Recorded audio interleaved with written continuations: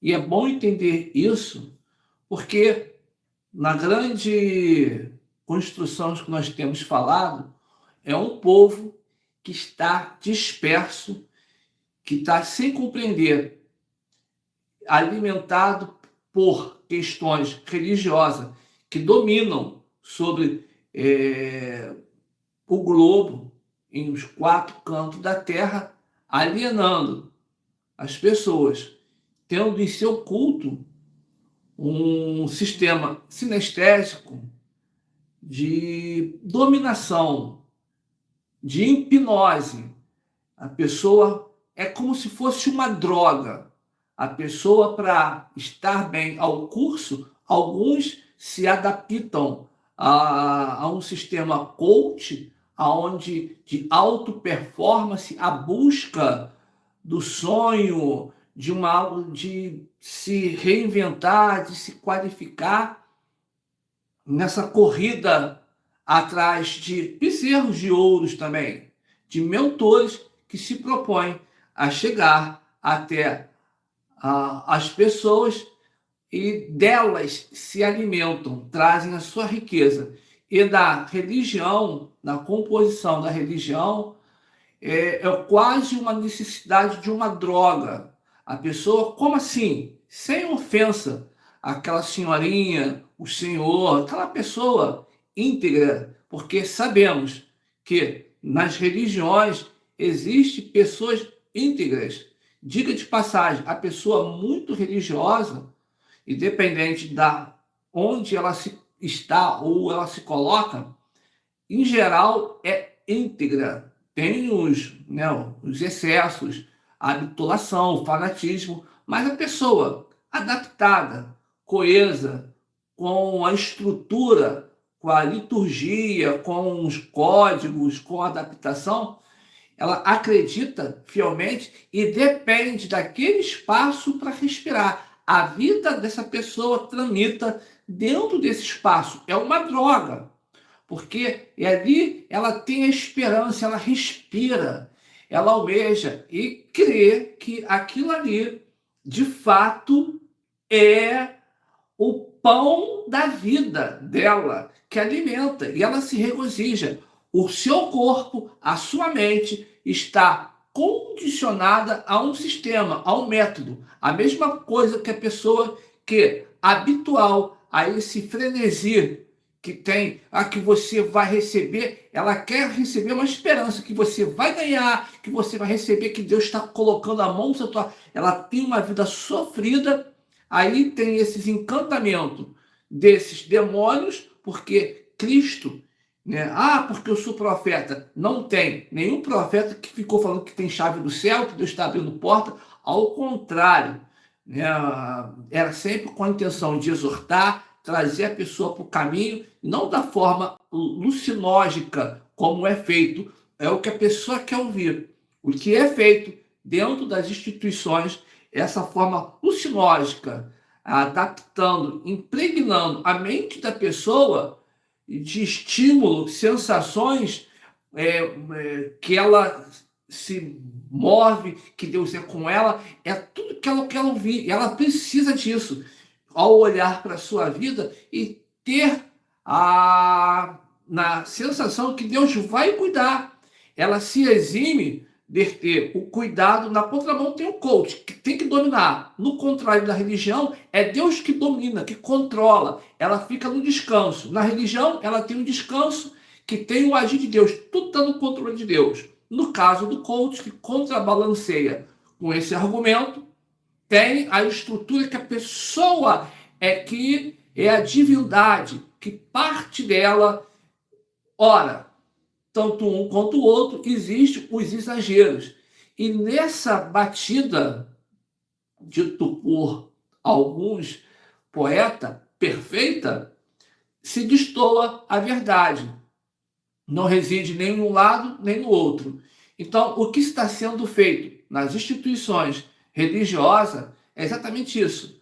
Essa entrega desse alucinógeno, em que a pessoa, não, e se, no caso, a pessoa não tem um andamento elevado, progressivo, em sua vida, é porque na hora não chegou.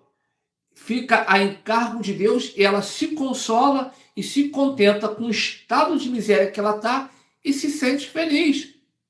Ela se engana na grande parte. E tem aquelas que, não contentado, nunca consegue se ajustar, mas se adapta ao espaço, porque ao local que ela frequenta, ela está ouvindo lá que ela é campeã, vencedora, ou quando não, as músicas, os hinos que dito que é hino, que é louvor, não passam de mantras, hipnose, em que a pessoa ali vai predisposta, aonde se derrama, onde chora, desabafa, e com aquilo ali ela se contempla, ela toma a sua dose, ela toma a sua picada na veia, a sua dose de alucinógenos, e pronto. Ela está consolada. E no caso, na contrapartida, os coaches, essa de alta performance que existe hoje, o estímulo não, porque você pode, é capturada pelo desejo, ganância e o como não se dá e não consegue se adaptar ao espaço de manipulação do jeito religioso, por não aceitar, porque não consegue, porque para ela está tudo muito errado, tem uma outra linguagem, a qual ela vai ser, e de qualquer forma ela está aprisionada. Ou diga, é a cenoura do burro, lança sobre a frente, sobre a vara, e faz a pessoa se conduzir, e ali ela se consegue se adaptar, não se achar, se adaptar, porque só nos achamos em Cristo, no Senhor, no Pai, no Eterno, o Criador, o Pai de toda a criação, Hashem, Yeshua, o Messias, o Hamashia. Amém? Bom, esse que vos fala, Ricardo Melo, servo do Deus Altíssimo.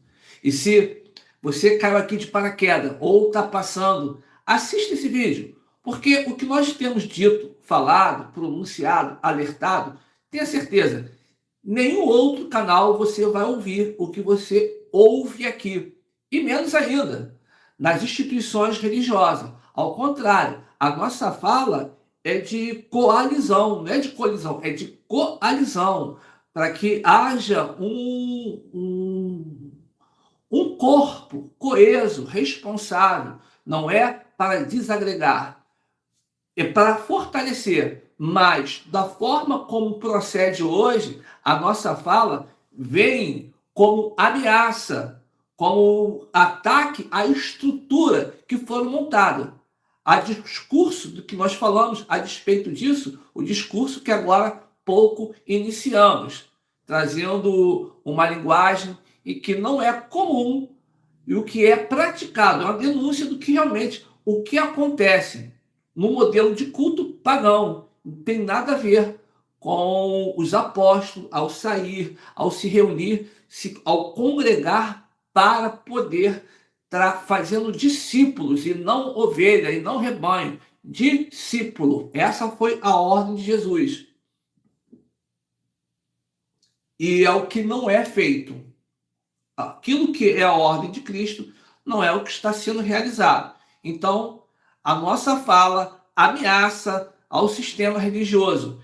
Não tem a ver com ser desengrejado ou congregado, templário, não tem uma coisa nada a ver com outra. Nós servimos a Cristo e entendemos que congregar não tem a ver com associação, ajuntamento solene, a culto. E a culto não é congregar. Congregar, deixo sempre muito claro, é viver em sociedade com os irmãos da confissão em Cristo, que é o corpo de Cristo, de forma fraterna, carregando o fardo um dos outros, atendendo a viúva, o órfão, compartilhar.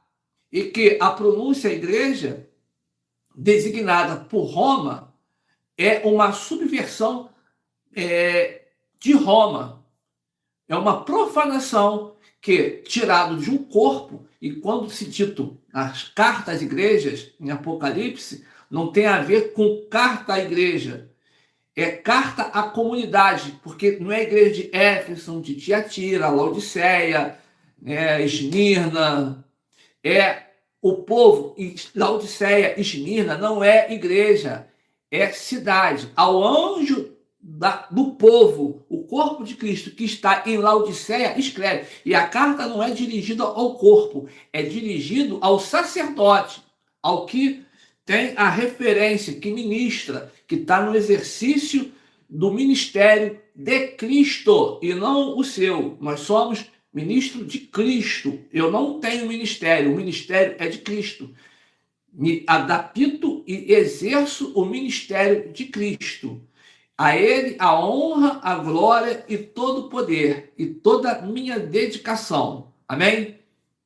Bom, dito isso, se você ainda não é inscrito, se inscreva no nosso canal. Se você achar, gostar e a sua intenção é conhecer a verdade e nos ajudar a propagar o reino, se inscreva. Porque eu sei, talvez você, ao decorrer de dias analisando os nossos vídeos, nossa página, você vai perceber que nós não somos muito bem quistos pelas instituições religiosas, em vista do que nós temos propagado e falado pelos próprios minutos que aqui já denunciando a condição institucional que vivemos, religiosa.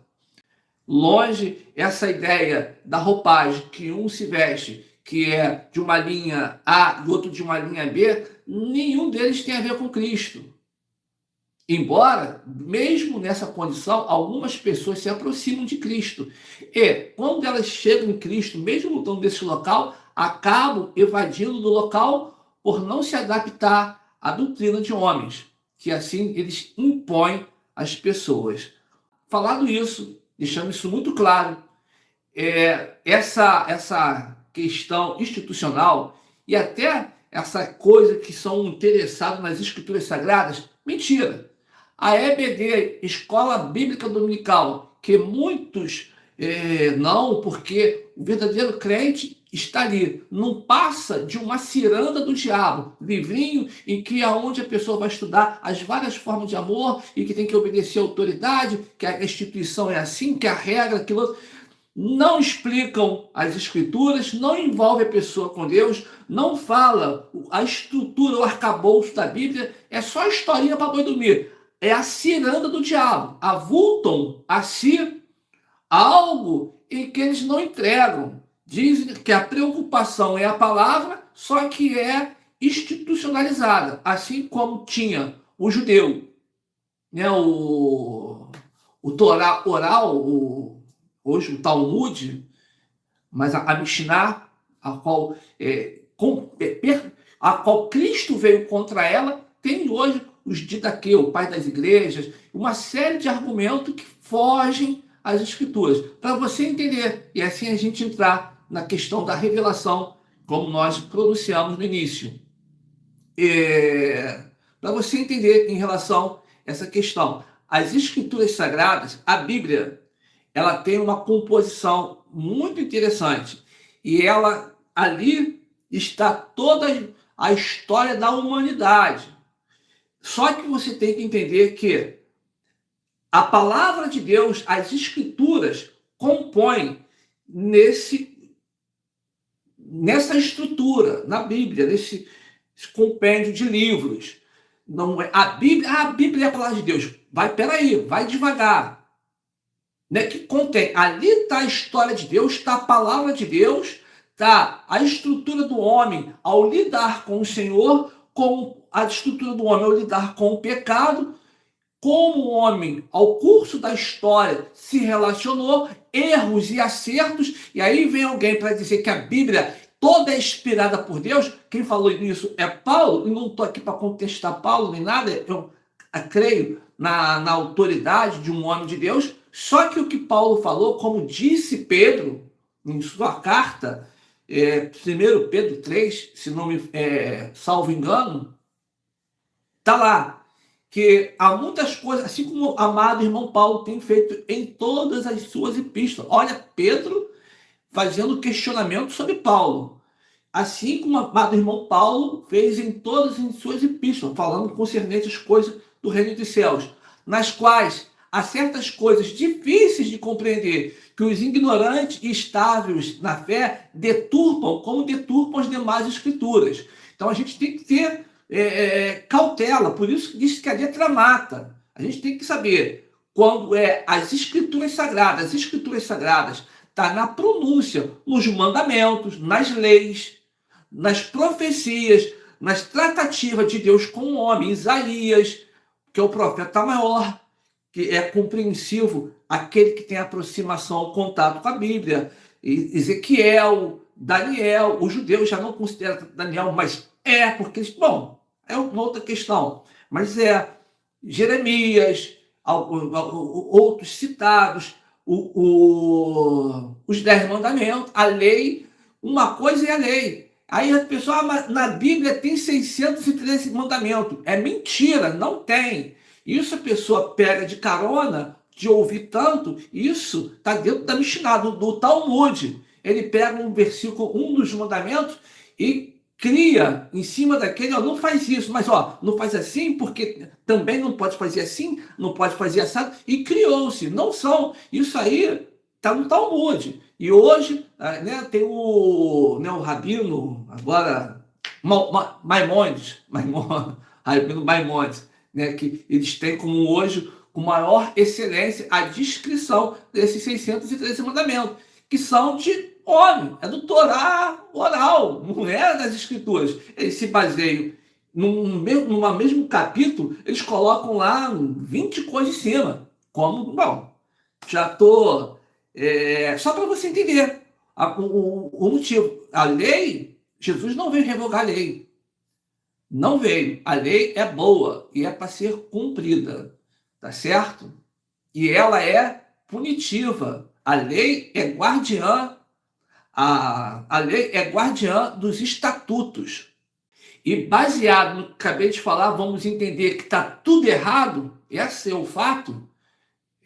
Os cultos, as pessoas têm essa... E realmente provoca o culto, a ida, esse movimento provoca energia na pessoa. São alucinógenos que são aplicados, são técnicas de fala, impostação. A pessoa, Deus daqui! A pessoa, ela se arrepia. Secretaria é desprendimento de energia. E a pessoa já está adaptada, eu fazendo isso já começa a arrepiar, é a presença de Deus. Não tem nada a ver com a presença de Deus, tem a ver com desprendimento de energia, força, e você interage, e ali é tudo um teatro. Não que Deus não, pelo contrário. Deus, ele é coerente, ele é o Senhor, amém? O Senhor é o Criador, o poder em curar, em abençoar, ele sim. Lembrando que são apenas 144 mil, que é primícia, que é tomada no meio da tribulação. Essa galera toda passa. O pré-tribulacionismo é a coisa mais, não vou dizer que é inocente e boba, porque é perversa, porque está distraindo a maioria dos cristãos, achando que, vamos ser poupados. A Bíblia fala, nesse período, os que vivem dessa forma, vão ser poupados despreocupadamente, serão destruídos. É isso. E deixou claro, bem-aventurados são os que ouvem e leem as palavras da profecia desse livro. Vou ler aqui para você. Deixa eu ver. Já fui mesmo. Meu Jesus. A gente só tem uma horinha aqui. Bom, se o que lhe interessa é a verdade, nada mais além da verdade, aqui é a sua casa. Seja bem-vindo.